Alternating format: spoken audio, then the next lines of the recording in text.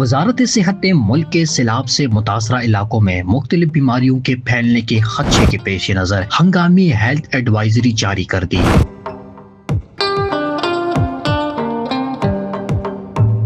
Advisory کے مطابق حالیہ بارشوں اور سیلاب کے بعد گندا اور ٹھہرا ہوا پانی ہیضہ، ٹائیفائڈ اور اسہال جیسی آبی بیماریوں کے پھیلاؤ کا سبب بن سکتا ہے، جبکہ ڈینگی، چکن گونیا اور ملیریا جیسی بیماریوں میں اضافے کا بھی شدید خطرہ ہے۔ وزارت صحت نے شہریوں کو ہدایت کی ہے کہ وہ اپنی اور اپنے اہل خانہ کی صحت کے تحفظ کے لیے احتیاطی تدابیر اختیار کریں، جن میں صاف پانی کا استعمال، ہاتھوں کی بار بار دھلائی، مچھردانی اور انسیکٹ ریپیلنٹ یعنی مچھروں کو مارنے والا اسپرے استعمال کرنے، کھانے پینے کی اشیاء کو ڈھانپ کر رکھنا اور غیر ضروری طور پر کھلے پانی میں جانے سے اجتناب شامل ہے۔ حکام کے مطابق حکومت نے ہنگامی بنیادوں پر میڈیکل ٹیموں کی تعیناتی اور متاثرہ علاقوں میں موبائل ہیلتھ یونٹس بھجوانے کی تیاری شروع کر دی ہے۔ دوسری جانب عالمی ادارے صحت یعنی WHO نے پاکستان کے لیے خطرے کی گھنٹی بجاتے ہوئے کہا کہ حالیہ سیلاب کے بعد ملک میں وبائی امراض کے کیسز میں نمایاں اضافہ ریکارڈ کیا گیا ہے۔ ادارے کی رپورٹ نے بتایا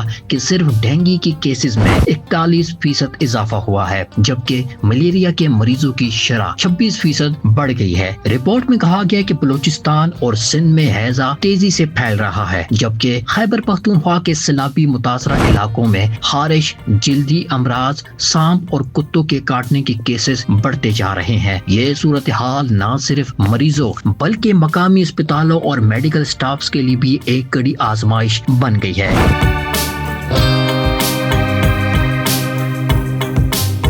عالمی ادارہ صحت نے خبردار کیا کہ اگر فوری اور مؤثر اقدامات نہ کیا گئے تو پاکستان کا صحت کا نظام وباؤں کے دباؤ کو برداشت کرنے کے قابل نہیں رہے گا۔ ادارے کے مطابق عالمی امدادی تنظیمیں اور حکومت کو مل کر ایک جامع حکمت عملی واضح کرنے کی ضرورت ہے تاکہ بیماریوں کے مزید پھیلاؤ کو روکا جا سکے۔ ماہرین صحت کا کہنا ہے کہ سیلاب کے بعد بیماریوں کی دوسری لہر اکثر زیادہ خطرناک ثابت ہوتی ہے، کیونکہ اس وقت متاثرہ افراد جسمانی اور ذہنی طور پر پہلے ہی کمزور ہو چکے ہوتے ہیں۔ اس لیے وقت ضائع کیے بغیر ویکسینیشن، دواؤں کی فراہمی اور متاثرہ علاقوں میں صفائی ستھرائی کو یقینی بنانا نہایت ضروری ہے۔